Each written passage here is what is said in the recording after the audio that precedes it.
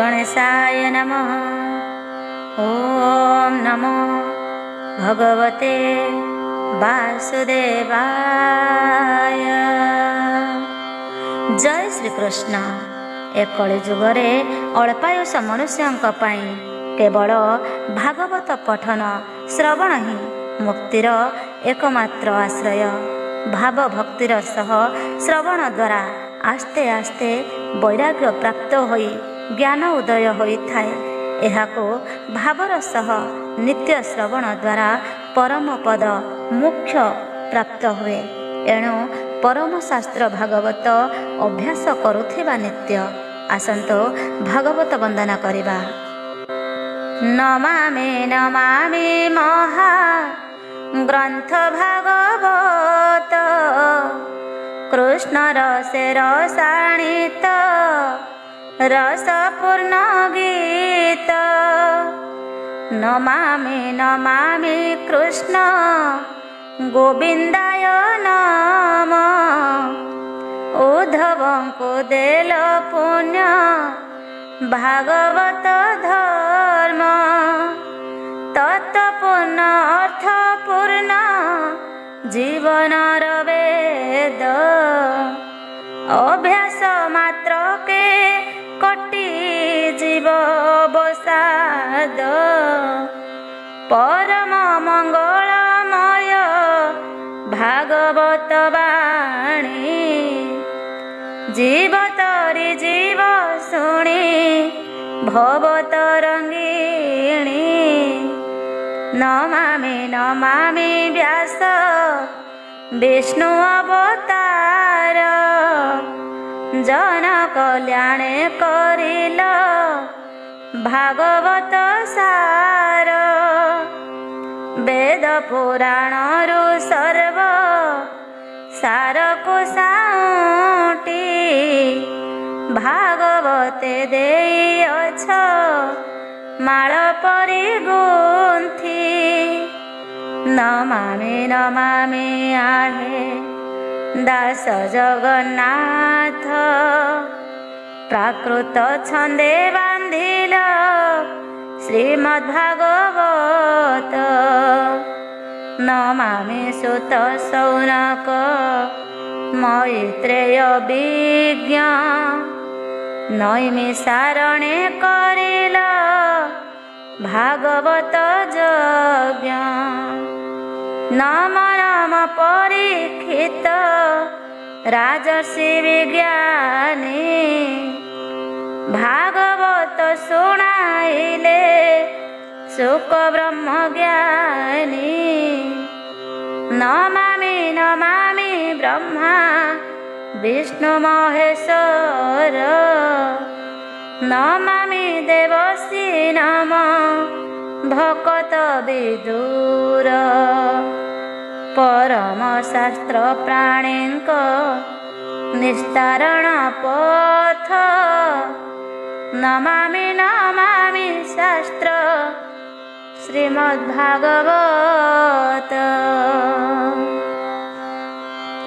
भागवत महापुराण षष्ठ स्कंध पंचदश अध्याय।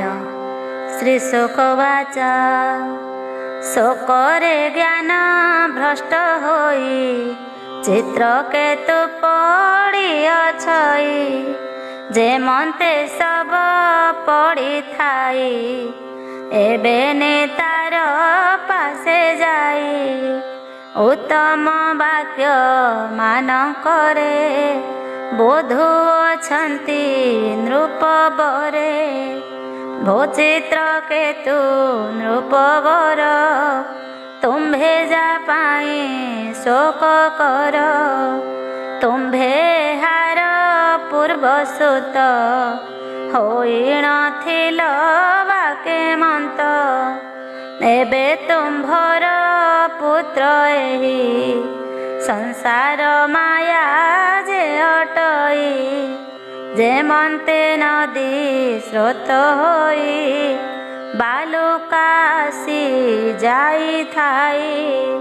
ते मन्ते प्राणी यथा काले आसई जाई कर्म बळे। ବିଲଗ୍ନ ଯେହ୍ନେ ହୋଇ ନାହିଁ ପ୍ରାଣୀ ତେମନ୍ତଟଇ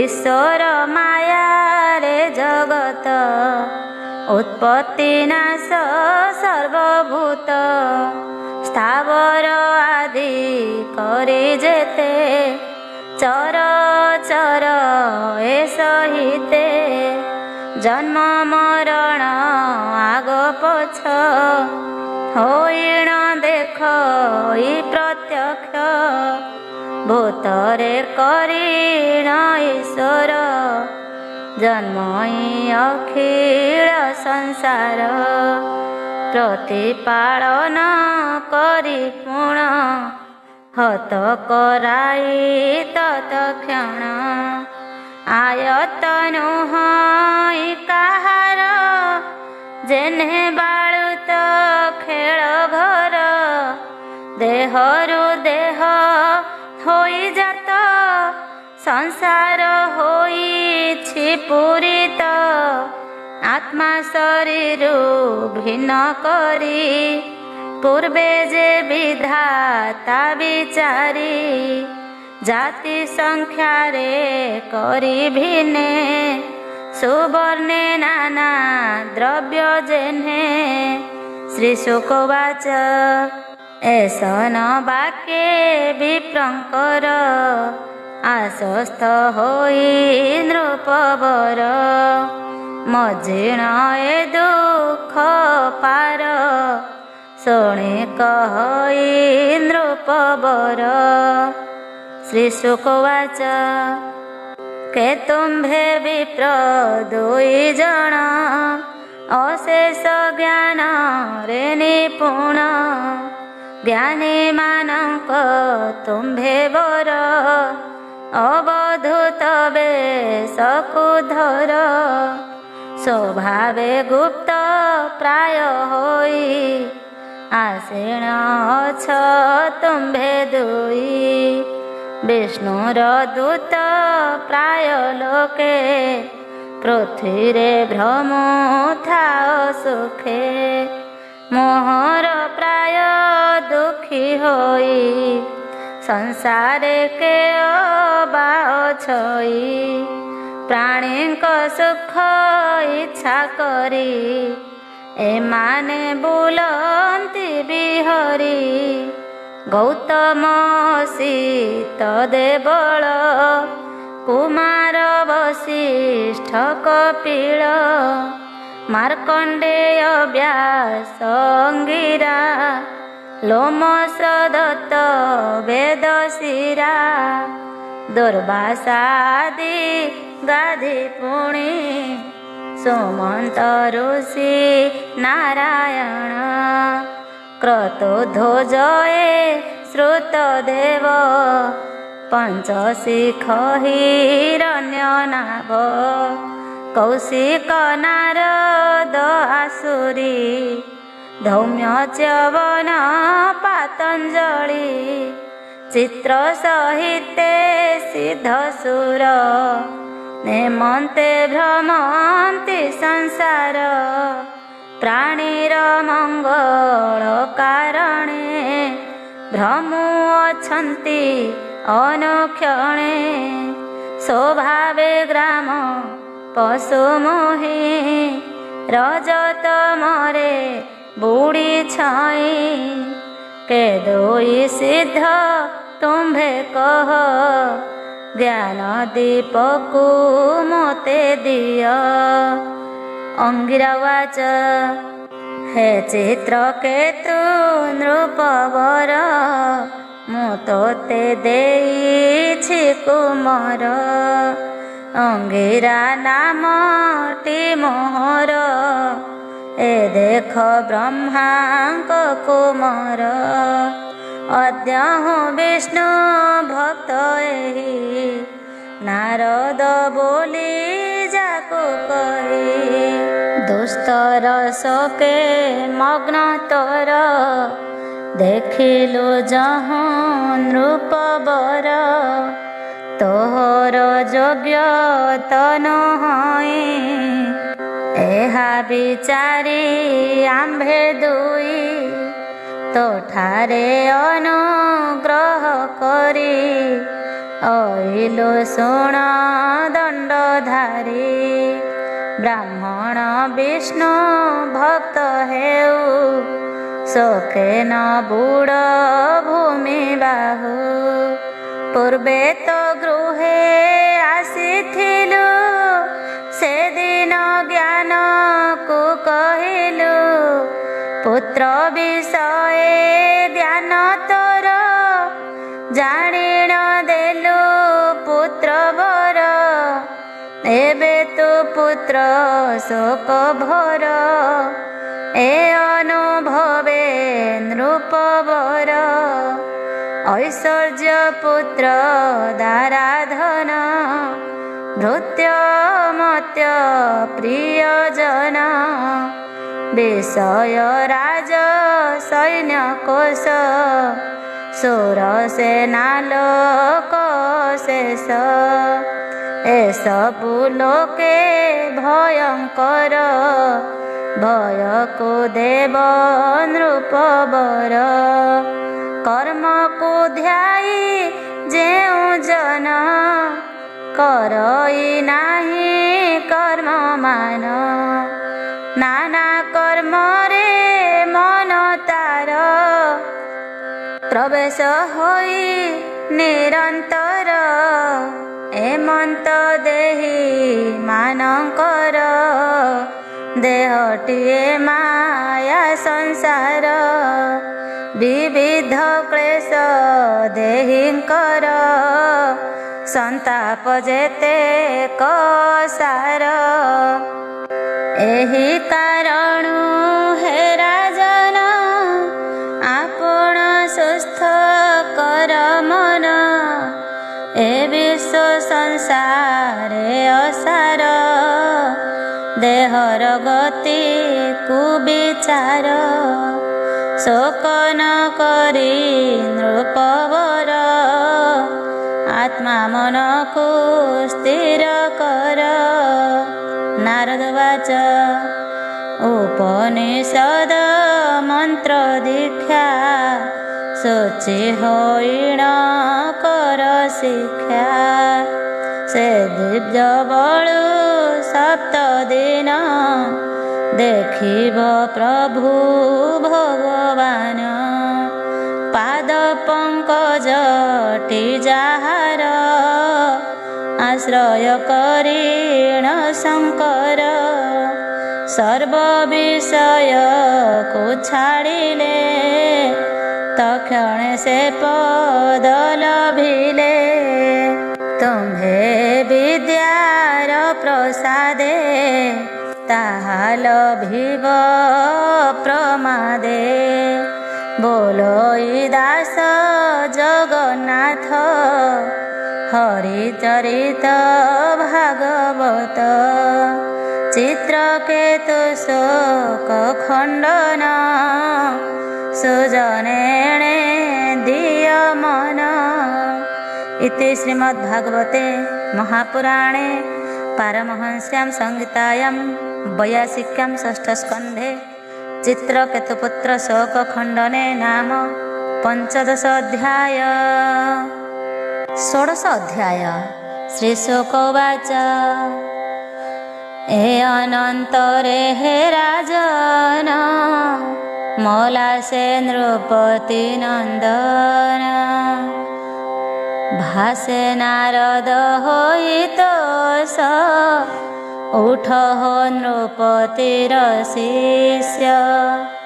ଦେଖ ତ ଜ୍ଞାତି ସହୋଦର ପଡ଼ିଣ ଅଛନ୍ତି ଭୂମିର। ହେ ଜୀବ ଦେଖ ତୋର ମାତା ମୋହକୁ ପାଉଅଛି ପିତା। ବନ୍ଧୁ ବାନ୍ଧବ ଯେ ତୋହର ମୋହକୁ ପାଇଲେ ଅପାର।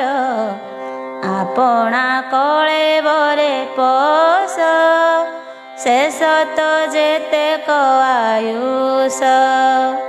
ସହୃଦ ଗଣେ କୃତ୍ୟ ହୋଇ नाना भोगକୁ ଭୁଞ୍ଜ ତୁହି ନୃପ ଆସନେ ବିଜେ କର ପିତାର ଶୋକ କର ଦୂର। ଜୀବବାଚ କେଉଁ ଜନମରୁ ମୋହର ହୋଇଛନ୍ତି ମାତା ପିୟର ଦେବତା ମନୁଷ୍ୟ ପକ୍ଷୀରେ ଭ୍ରମଇ ମୁହି ମୋ କର୍ମରେ ବାନ୍ଧବ ଜ୍ଞାତି ମିତ୍ର ଅରି ଯେ ଉଦାସୀନ ଦୋଷକାରୀ ଏ ସର୍ବ ପରସ୍ପରେ ଥାନ୍ତି କେବେ ବା ନୁହନ୍ତି ହୁଅନ୍ତି। ହେମରୁ ନାନା ଦ୍ରବ୍ୟ ଯେନେ ଜ୍ୟୋତିରୁ ଜୀବନ ତେସନେ ସତ୍ୟ ଯେ ସମ୍ବନ୍ଧ ଲୋକରେ ଅସତ୍ୟ ବୋଇଲେ ବିଚାରେ ସମ୍ବନ୍ଧ ଯାବତ ଯାହାର ତାବତ ମମତା ତାହାର ଏ ଜୀବ ନିତ୍ୟ ଯେ ଅବ୍ୟୟ ସୂକ୍ଷ୍ମ ସ୍ୱରୂପୀ ସର୍ବାଶ୍ରୟ ଆତ୍ମା ମାୟା ଗୁଣରୁ କରି ଆତ୍ମା ସୃଷ୍ଟି କି ସେ ଆଚରି ଏହାର ପ୍ରୀତି ଅବା କେହି ଅପ୍ରୀତି ଜନ କେହି ନାହିଁ ଆତ୍ମା ପର ନାହିଁ ଯାହାର ଗୁଣ ଦୋଷ କ୍ରିୟା ଫଳର ଉଦାସୀନର ପ୍ରାୟ ହୋଇ ପର ପରକୁ ଦେଖଇ ଏମନ୍ତ ଏକ ସେ ଈଶ୍ୱର ସଂସାର ନିର୍ମିତ ତାହାର। ଶ୍ରୀ ଶୁକବାଚ ଏମନ୍ତ କହିଣ ବଚନ ଜୀବ ଚଳିଲା ହେ ରାଜନ ବିଷାଦେ ତାର ବନ୍ଧୁଗଣ ଶୋକକୁ କଲେ ବିମୋଚନ ତାତହୁଁ ଜ୍ଞାନକୁ ଶୁଣିଲେ ସ୍ନେହ ସଂକୋଳିକୁ ଛେଦିଲେ ଏ ଅନନ୍ତରେ ଜ୍ଞାତି ଜନ ବେଦ ଉଚିତ କର୍ମ ମାନ ଲୋକ ବିଧିରେ ଏହା କଲେ ସମସ୍ତେ ପାପକୁ ଛାଡ଼ିଲେ ଶୋକ ମୋହ ଯେ ସ୍ନେହ ଦେହି ତାହା ଛାଡ଼ିଲେ ଜ୍ଞାନ ପାଇ ସେ ଯେ ବାଳାଗ୍ନି ପୁର ନାରୀ ଲାଜ ପାଇ ମନେ ବିଚାରି ବାଳକ ହତ୍ୟା ପାପୁ କରି ହତ ହୋଇଲା ତାଙ୍କ ଶିରି ବ୍ରାହ୍ମଣେ ପୁଛିଲେ ଉଚିତ ବାଳକ ହତ୍ୟାରେ ଯେ ରତ ଯମୁନା କୂଳକୁ ସେ ଗଲେ ବାଳକ ହତ୍ୟା ବ୍ରତ କଲେ ବ୍ରାହ୍ମଣ ଆଜ୍ଞା ପରମାଣେ କଲେ ବେଦ ବିଧି ବିଧାନେ ଏମନ୍ତେ ଶୁଣ ହେ ରାଜନ ଚିତ୍ରକେତୁ ବିପ୍ରବଚନ ଶୁଣି ତକ୍ଷଣେ ଜ୍ଞାନ ପାଇ ଗୃହ କର୍ମୁ ବାହାର ହୋଇ ସରପଙ୍କରୁ ଜଳ ଯେନେ ବାହାର ହୋଇଲେ ତେସନେ କାଳିନ୍ଦୀ ଜଳେ ସ୍ନାନ କଲା ପୁଣ୍ୟ କଥାକୁ ଆଚରିଲା ମୌନ ବ୍ରତ ହୋଇ ରାଜା ମୁନି ଚରଣେ କଲା ପୂଜା ଏ ଅନନ୍ତରେ ମୁନି ବର ଭକତି ଦେଖିଣ ତାହାର ନାରଦ ଅନୁକମ୍ପା କଲେ ए विद्या ताहारे कहिले परमानंदे से निवृत्ति ध्याने गोविंदे कला स्तुति नमस्ते प्रभु भगवान वासुदेव सर्व कारण नमस्ते ज्ञानर ईश्वर परमानंद मुक्ति पर नमस्ते वैकुंठवासी नमस्ते प्रभु ब्रह्मराशि नमस्ते प्रभु आत्मा राम अव्यय रूप पूर्ण काम भोरुषि केश हे महत नमस्ते मूर्ति जे अनंत जे प्रभु अगम्य बाहार मनरे से नहे गोचर ताहार तहु ए जगत जगत तार तहु जात मूर्तिका तहु नाना पात्र जैसने होई अछि जात प्रलय स्थिति जार तहि से ब्रह्मे प्रणाम करई बुद्धि इंद्रिय आदि मन जार न जानई प्रमाण बाह्य अंतरे व्याप्त होई आकाश व्यापी जे अछई ताहांको मोर नमस्कार अच्युत परम ईश्वर देह इंद्रिय आदि प्राण बुद्धि सहित जेउ जन जाहार अंशरे मान कर्मरे करन्ति भ्रमण भगवान महापुरुष आंभर भावरे प्रकाश महाविभूतिर ईश्वर सकल जंतु बस कर एहांक कर पद्मे करी सेवित वरण जाहारी हेमंत परम ईश्वर ताहांको मोर नमस्कार श्री शुकवाच भकत राजांको नारदे ए विद्या देले अप्रमादे अंगिरा सहित राजन गले से जे जाहा भुवन चित्रकेतु से विद्या घेनी जे मन्ते कहिथिले मुनि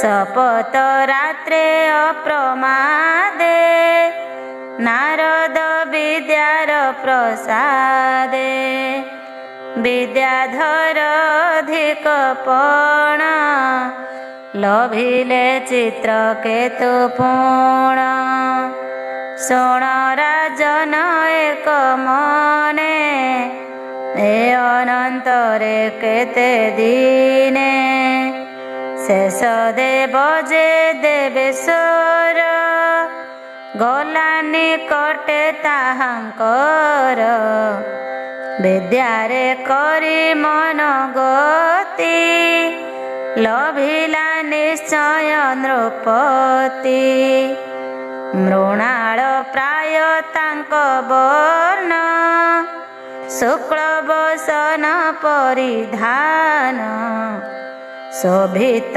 किरीट कुंडल मेखला कंकण आवर प्रसन्न रुचिर वदन अरुण पंकज लोचन बेढ़ी अछंती सिद्धेश्वर ଦେଖିଲା ଯାଏ ନୃପବର ତାହାଙ୍କ ଦର୍ଶନ ପାଇ ସକଳ ପାପ ମୁକ୍ତ ହୋଇ ଅନ୍ତଃକରଣ ଶୁଦ୍ଧ କଲା ଅଶ୍ରୁରେ ଲୋଚନ ପୂରିଲା ଭକତି ରୂପ ପୁଲକିଲା ଆଦି ପୁରୁଷଙ୍କୁ ନମିଲା ସେ ଚିତ୍ର କେତୁ ହର୍ଷ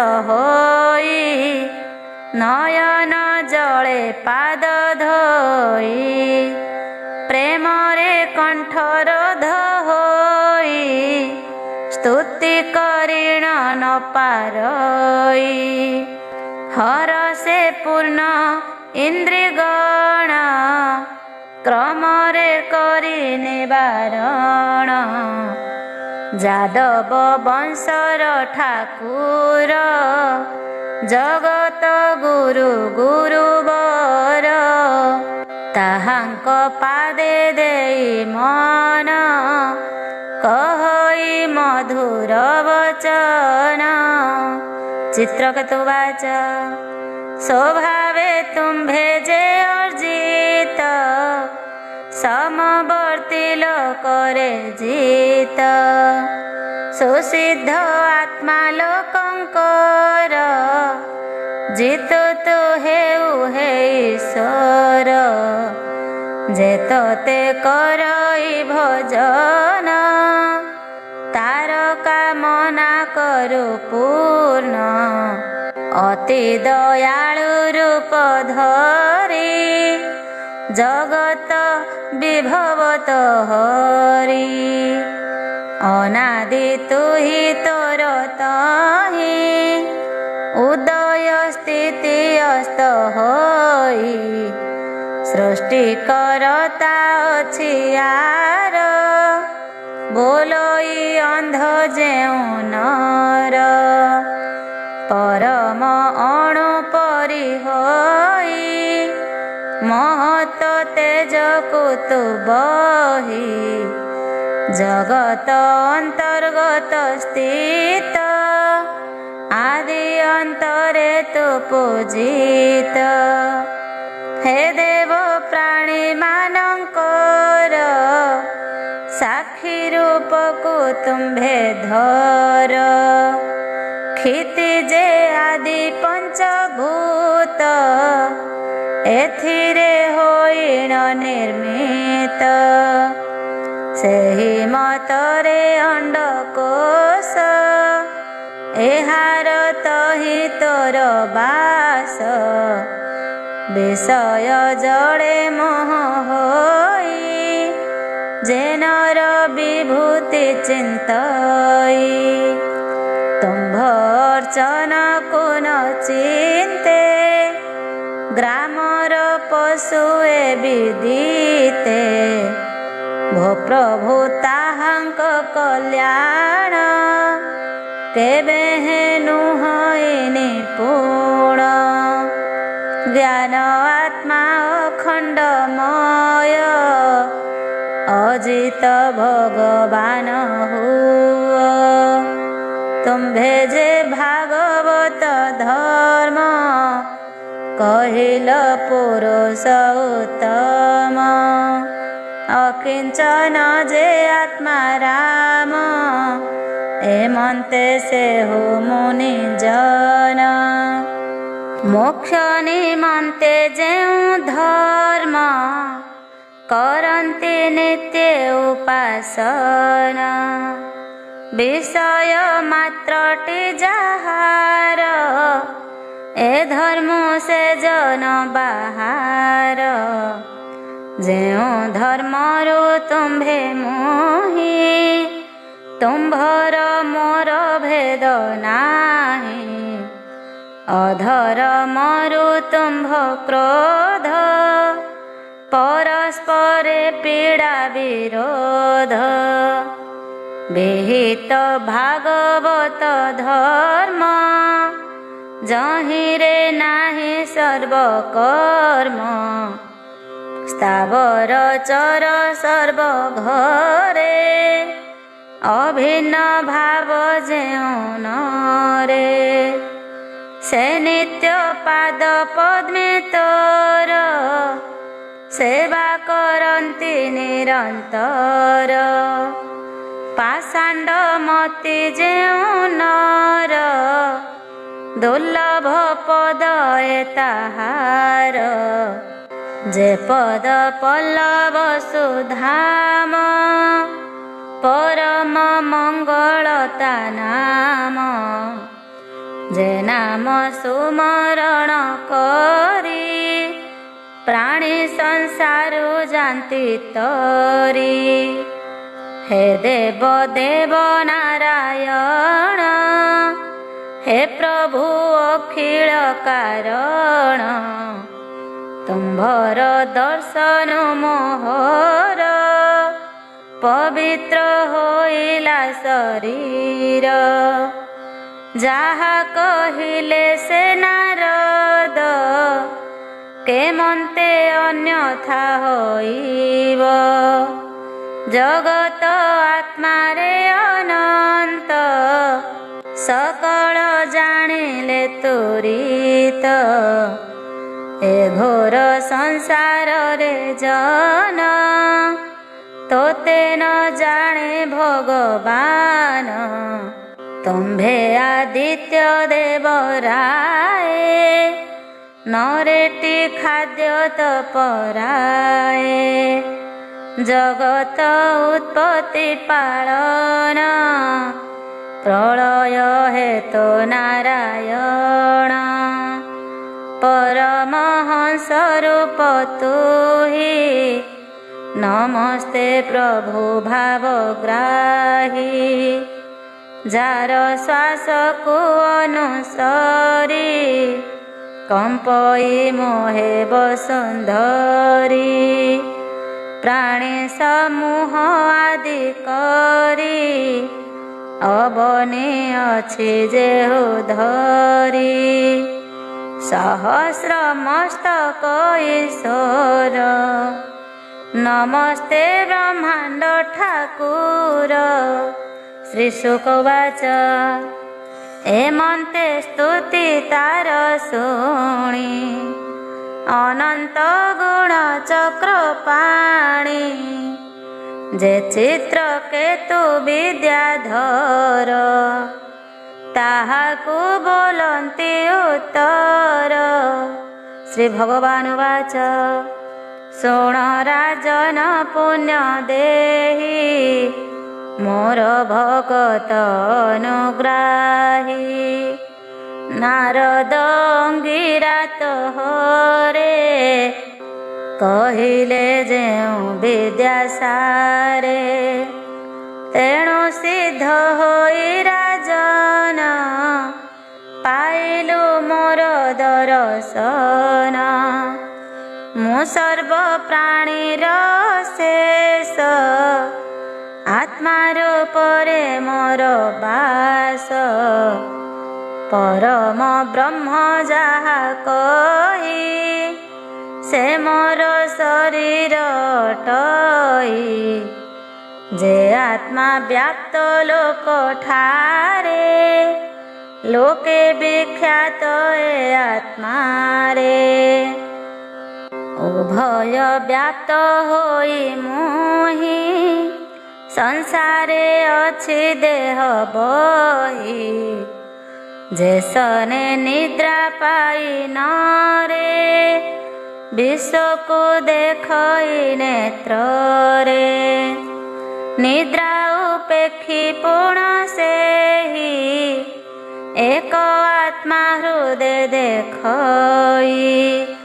ସ୍ୱପନେ ଜ୍ଞାନ ପାଇ ଜନେ ସକଳ ମିଥ୍ୟା ଜାଣି ମନେ। ଯାହା ସୁସୁପ୍ତ ବୋଲି କହି ନର ଶେଷକୁ ଦେଖଇ। ସୁଖ ବା ଦୁଃଖ ବା ନିର୍ଗୁଣ ଏ ସର୍ବ ବୋଲି ମୋହି ଜାଣ। निद्रा जाग्रते जेउ जन उभय देखई सपन ए सत्य मिथ्या भाव दुई मो बिनु अन्य गति नाही एणु मो भाव प्राणी माने भक्ति बळे हृदय जाने एणु ए अखिल संसारे मृत्यु जन्म लभन्ति नरे मनुष्य जन्म आश्रय करी ज्ञाने अज्ञाने देह धरी आत्मा को न जाने जे नर केबे है सुख नाही तार चेष्टा करई कार्य पाई नाना क्लेश को जेल भई सुख दुख मोक्ष को थाई केवल भई न लभई एमंत विषय रु प्राणी कर्म करई से जानी सूक्ष्म आत्मा गति ठारे विमुक्त हुए संसारे ज्ञान संपन्न होई नर भक्ति कुल भई मोहर प्राणीर धर्म पद एहि समदरसी जेबे होई श्रद्धारे बे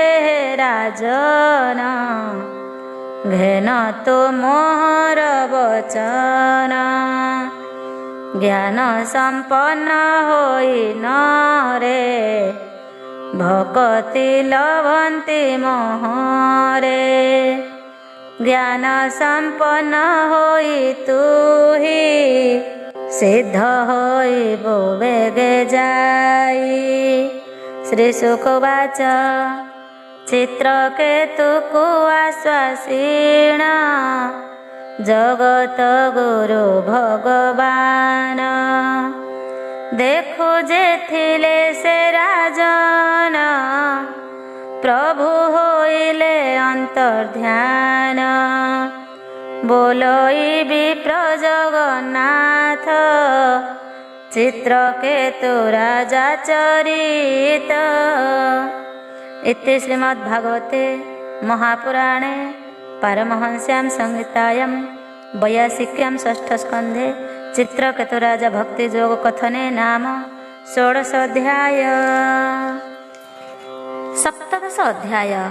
श्री शुकोवाच जे दिगे अनंत ईश्वर ताठारु होइले अंतर से चित्रकेतु विद्याधर से दिगे करी नमस्कार तक्षणे हरस होइला गगन मार्गे चलिगला लक्षे बरस अव्याहत बल इंद्रिय होई जुत सिद्ध चारण मुनि जेते स्तुति करन्ति अविरते महाजोगी से सिद्धेश्वर रही कुलाचल द्रोणीर आनंदे विद्याधरी संगे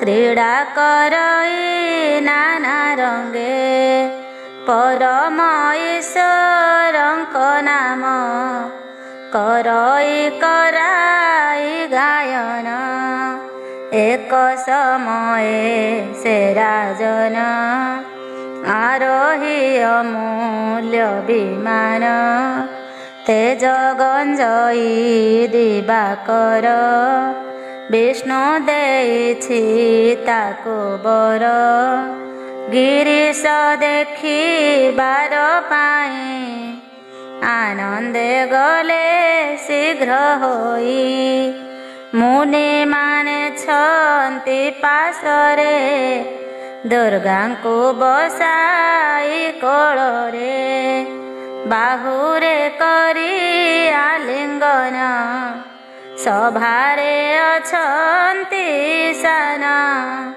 ତାହାଙ୍କ ନିକଟକୁ ଯାଇ ଉଚ୍ଚେ ହସିଣ ସେ ବୋଲଇ ଚିତ୍ରକେତୁବାଚ ଧର୍ମ ଦେବତା ଗୁରୁଙ୍କର ଜଗତ ଗୁରୁ ଏ ଶଙ୍କର ସଭାର ମଧ୍ୟେ ସ୍ତ୍ରୀ ସଙ୍ଗେ ମିଥୁନ ଭାବ ହୋଇ ରଙ୍ଗେ ଶିରରେ ବହି ଜଟା ଭାର କେ କହଁ ତପ ତାହାଙ୍କର ଜଗତ ସ୍ୱାମୀ ବ୍ରହ୍ମବାଦୀ ଅଷ୍ଟ ଐଶ୍ୱର୍ଯ୍ୟ ରଜା ସିଦ୍ଧି ଅଛନ୍ତି ପତ୍ନୀ ସଙ୍ଗେ ନେଇ ଗତ ଲଜ୍ଜିତ ପ୍ରାୟ ହୋଇ ଏକାନ୍ତେ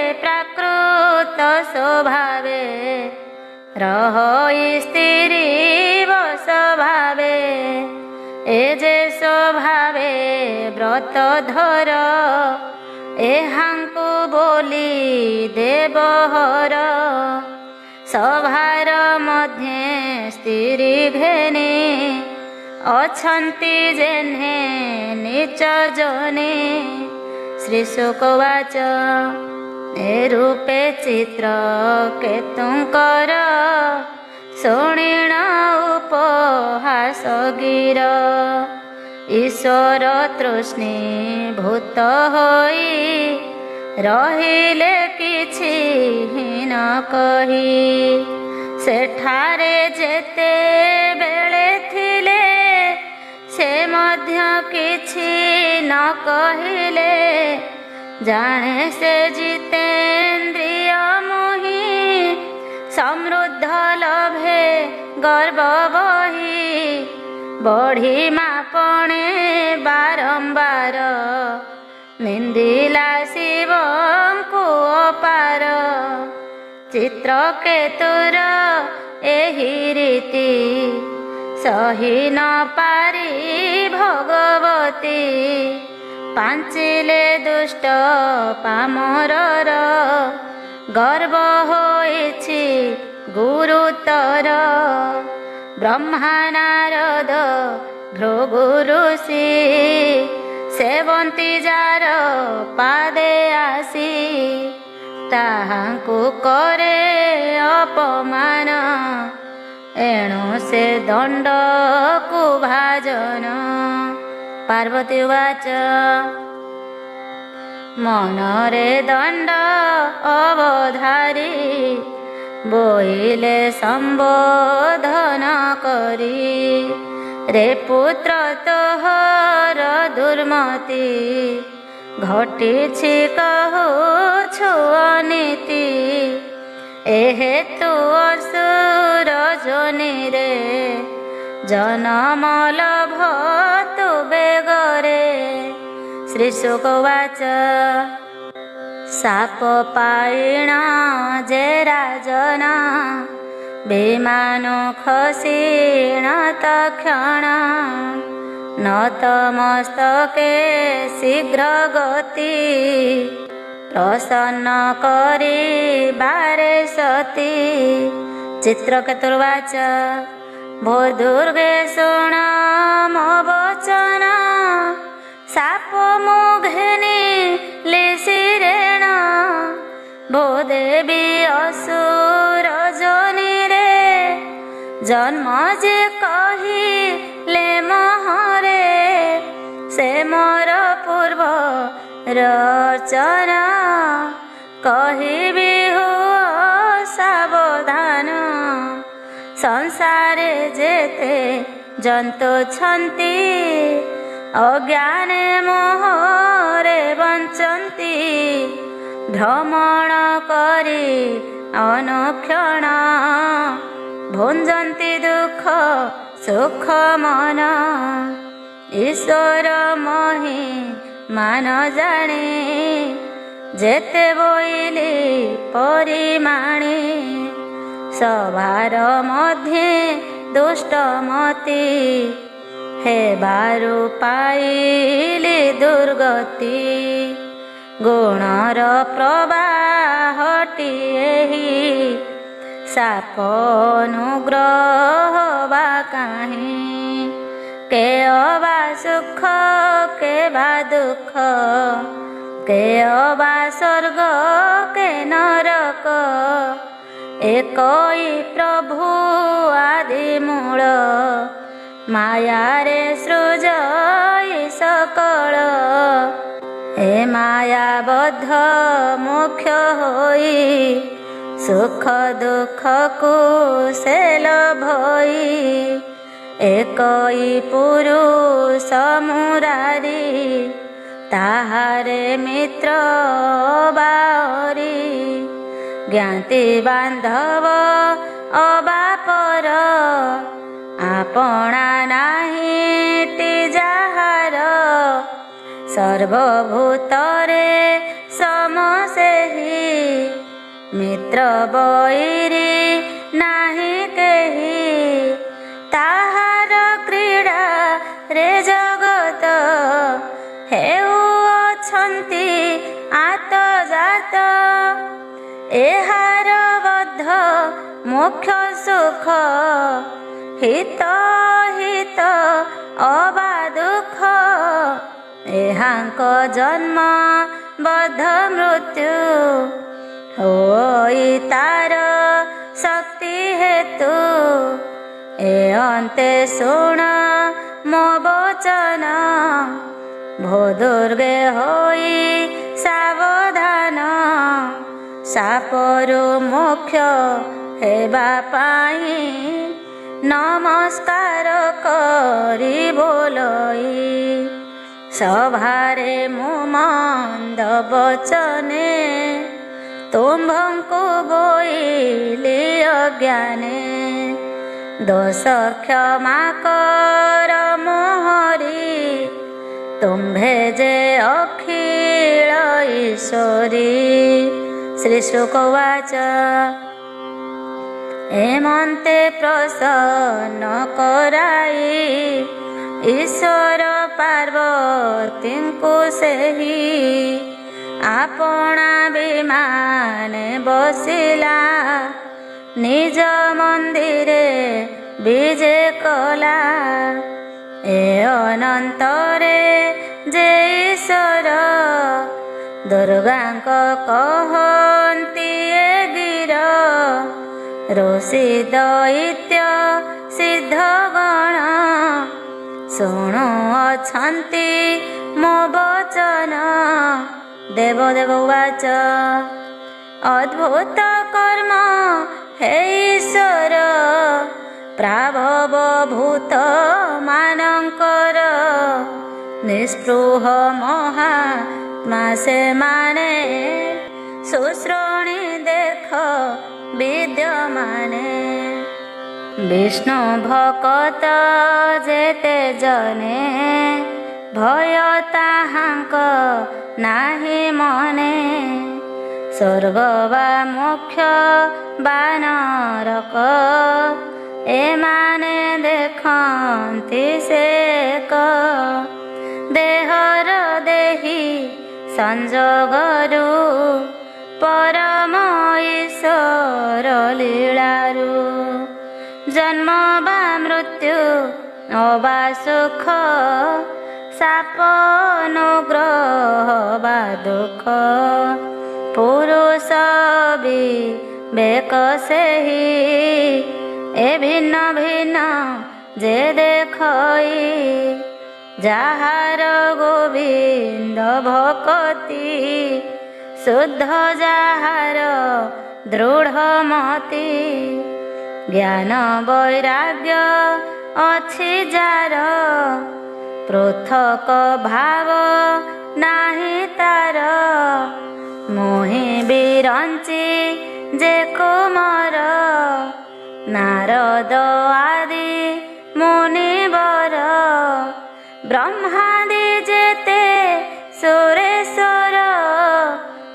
जाणु मोहि माताहार एहार प्रिय नाही केही अप्रिय एहा रटी नाही मित्र बैरी नाही जार समान देखे नृपवर सकल प्राणींकर प्रिय एहिटी सर्वभूतमय ए चित्रकेतु महाभाग तांकर प्रिय अनुराग सर्वत्र सम दृष्टि एहि अच्युत प्रिय जेन्हे मोहि महात्मा पुरुष सजेहि एणु विस्मय तार नाही न डरी स्थिर करे मन विष्णु भक्त जेउ जन समदरसी शांत जेहि विस्मय बा तार काहे श्री सुगवाच शिवंक भागवत वाणी हर से शुणी न भवानी से राजा स्थिर कले मन विस्मय छाड़ी ले तक्षण से चित्रकेतु ए संसारे देवीर साप घेनी सिरे ताहार ऐसा दुरक्षण जेणु सापक लाग्रहण दुष्ट यज्ञ दक्षिणाग्नि रे कंपिला दान भोजनी रे वृभ्र होइला से राजन ज्ञान विज्ञान रसंपन्न जे प्रश्न कलु नृपवर कहिलु तोहर आगर गोविंद मती वृत्रासुर जन्मर कारण ताहार इतिहास ए पुण्यसार महात्मा ए चित्रकेतुर विष्णु भक्त प्राणी सेहि ताहांक गुण जे गुणई सकल बंधु मोक्ष होई वैकुंठ पद कुल भई इतिहास से प्रभाते शुणाई शुणे स्थिर चिते निरते भजे कृष्ण पाद हरई विषया विषाद बोलई दास जगन्नाथ चित्रकेतु विष्णु भगत। इति श्रीमद्भागवते महापुराणे पारमहंस्यां संहितायां 82 षष्ठस्कन्धे चित्रकेतु आख्याने नाम 17 अध्याय।